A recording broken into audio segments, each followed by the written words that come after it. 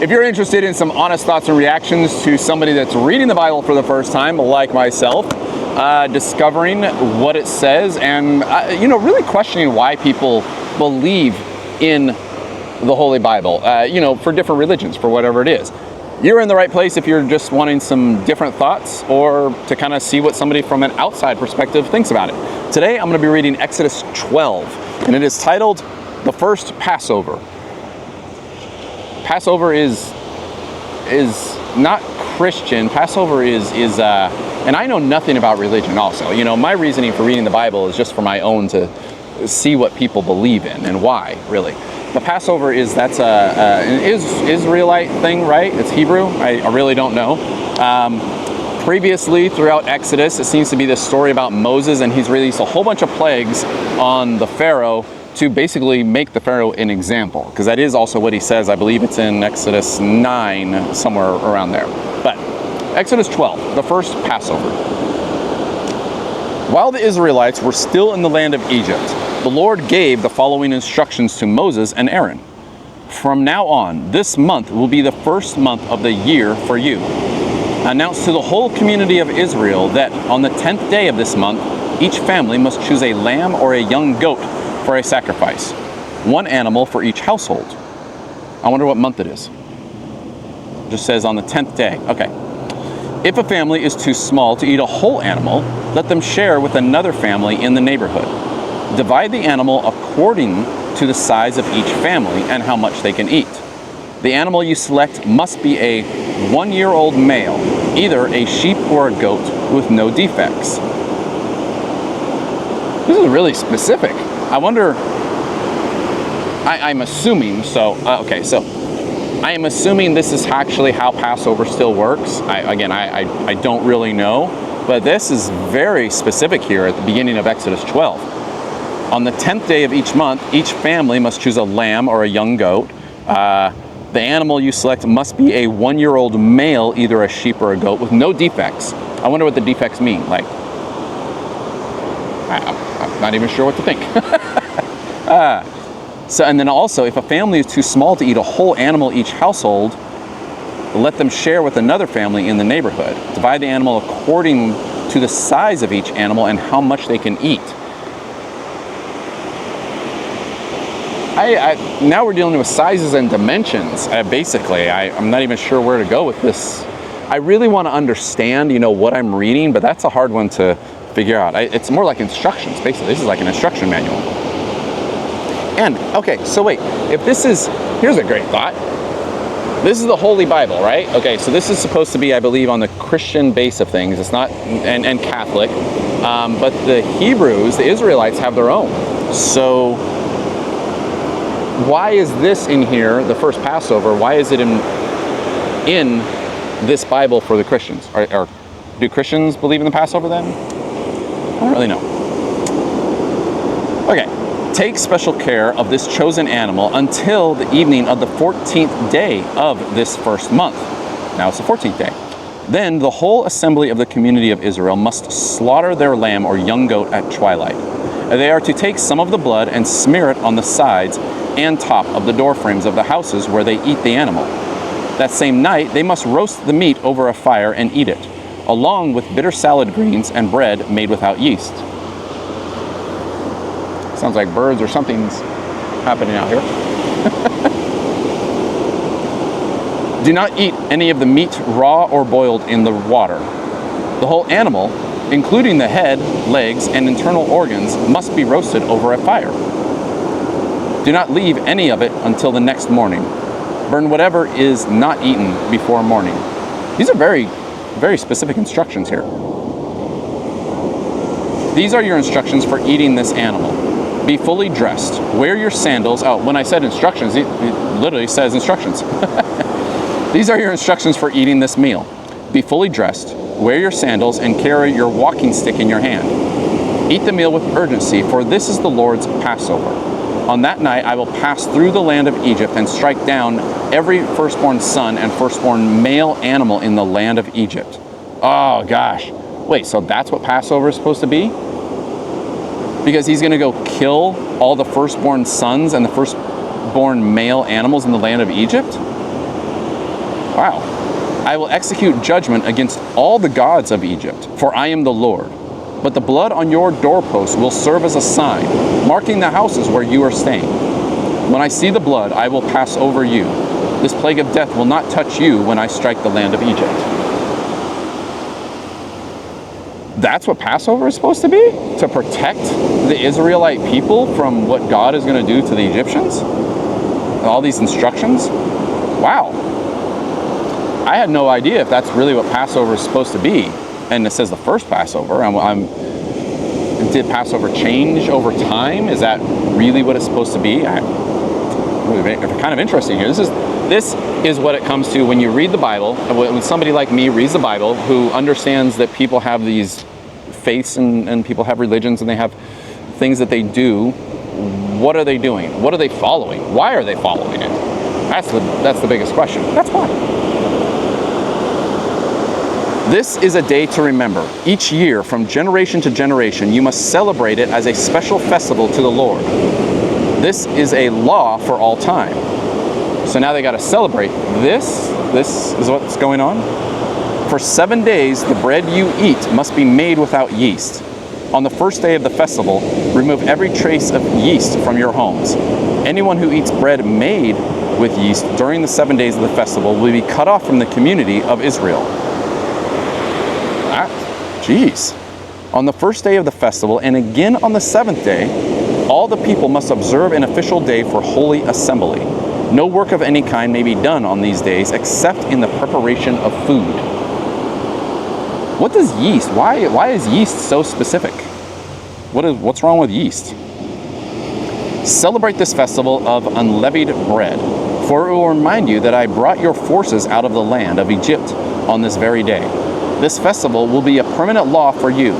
Celebrate this day from generation to generation. The bread you eat must be made without yeast from the evening of the 14th day of the first month until the evening of the 21st day of that month. During those 7 days, there must be no trace of yeast in your homes. Anyone who eats anything made with yeast during this week will be cut off from the community of Israel. These regulations apply both to the foreigners living among you and to the native-born Israelites. During those days, you must not eat anything made with yeast. Wherever you live, eat only bread made without yeast. I don't think I'm learning anything here except for the fact that yeast is really bad during this whole Passover system. Okay. Then Moses called to the elders of Israel together and said to them, "Go pick out a lamb or young goat for each of your families and slaughter the Passover animal. Drain the blood into the basin. Then take a bundle of hyssop branches." I don't know how to say that. HYSSOP branches. And dip it into the blood. Brush the hyssop across the top and sides of the door frames of your houses. Some sort of bush, I'm assuming. And no one may go out through the door until morning, for the Lord will pass through the land to strike down the Egyptians. But when he sees the blood on the top of the door and sides of the door frame, the Lord will pass over your home. He will not permit his death angel to enter your house and strike you down. It is a death angel that is going to be coming through and striking down the firstborn male Egyptians and the firstborn male animals, or the male animals. So he's got a death angel. The Lord is going to send a death angel to do this.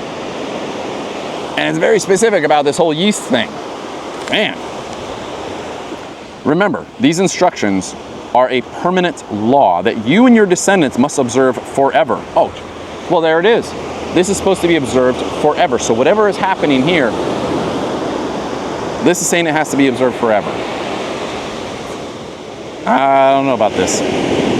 When you enter the land the Lord has promised to give you, you will continue to observe this ceremony. Then your children will ask, "What does this ceremony mean?" And you will reply, "It is the Passover sacrifice to the Lord. For he passed over the houses of the Israelites in Egypt, and though he struck the Egyptians, he spared our families."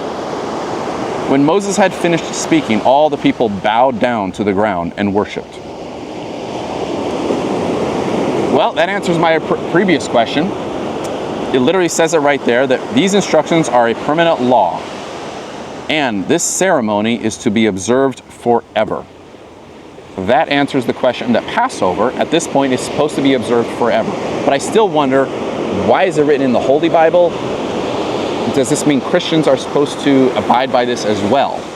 And why are they not, if they believe in this Bible? So the people of Israel did just as the Lord had commanded through Moses and Aaron.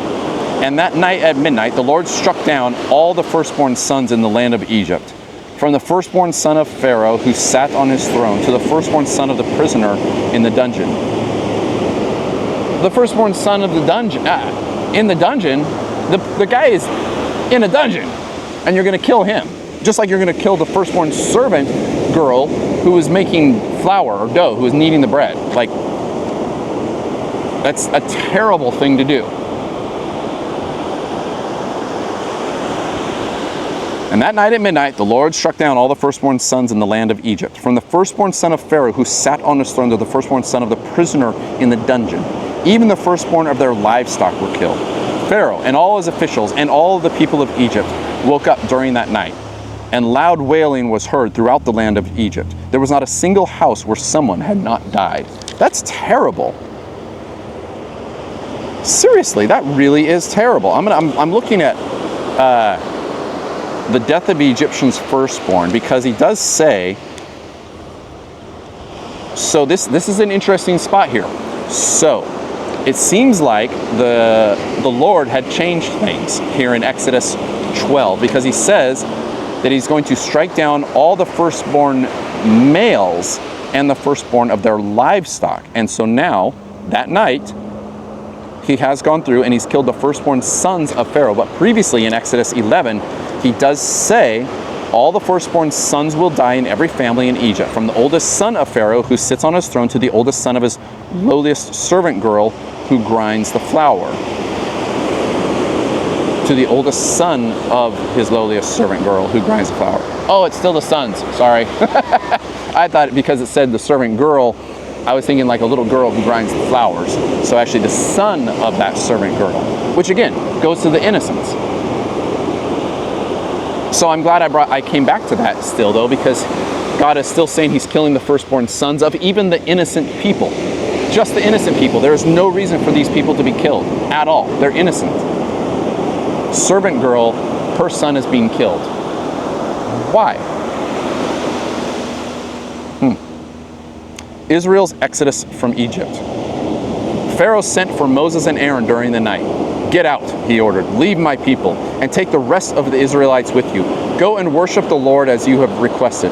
Take your flocks and herds as you said, and be gone. But go, bless me as you leave. All the Egyptians urged the people of Israel to go out of the land as quickly as possible, for they thought, we will all die. The Israelites took their bread dough before yeast was added. They wrapped their kneading boards in the cloaks and carried them on their shoulders. And the people of Israel did as Moses had instructed. They asked the Egyptians for clothing and articles of silver and gold. Yeah, why silver and gold? What do they need silver and gold for? You're leaving. Take your bread, take your livestock, take your stuff. What do you need silver and gold for?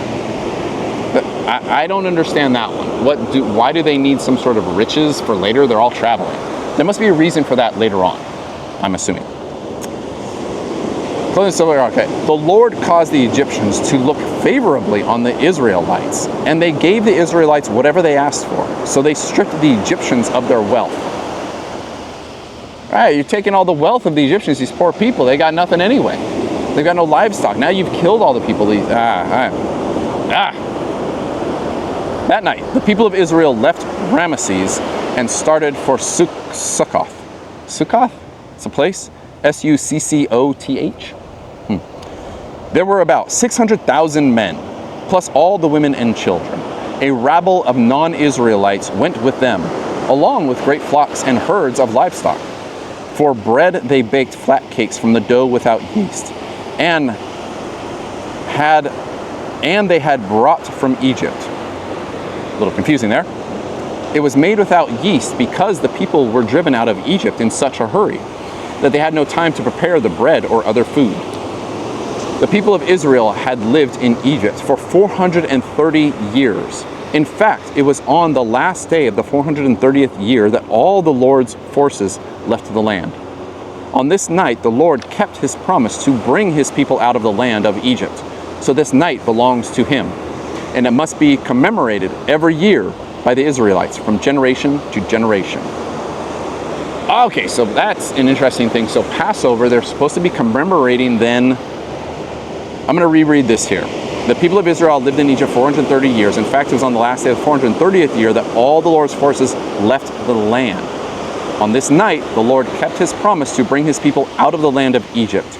So this night belongs to him, and it must be commemorated every year by the Israelites from generation to generation. A lot of instructions here for Passover. So on the last night then, I'm assuming of Passover, the Israelites are supposed to be commemorating and celebrating the Lord having brought the people out of Egypt. I guess that's what Passover really is about. I could be totally wrong. That's what it seems like to me. Very interesting, because it's a lot of these instructions. And even on the next line, it says, instructions for the Passover. Then the Lord said to Moses and Aaron, these are the instructions for the festival of Passover. No outsiders are allowed to eat the Passover meal, but any slave who has been purchased may eat if he has been circumcised. So these are the instructions for the festival of Passover. No outsiders are allowed to eat the Passover meal, but any slave who has been purchased may eat it if any has been circumcised. So does that mean that the Israelites purchased Egyptians as servants, and then they get to if they circumcise them? That's the way I'm kind of reading it. Temporary residents and hired servants may not eat it. Each Passover lamb must be eaten in one house. Do not carry any of its meat outside, and do not break any of its bones. The whole community of Israel must celebrate this Passover festival. If there are foreigners living among you who want to celebrate the Lord's Passover, let all their males be circumcised. Only then may they celebrate the Passover with you, like any native-born Israelite. But no uncircumcised male may ever eat the Passover meal. This instruction applies to everyone, whether a native-born Israelite or a foreigner living among you.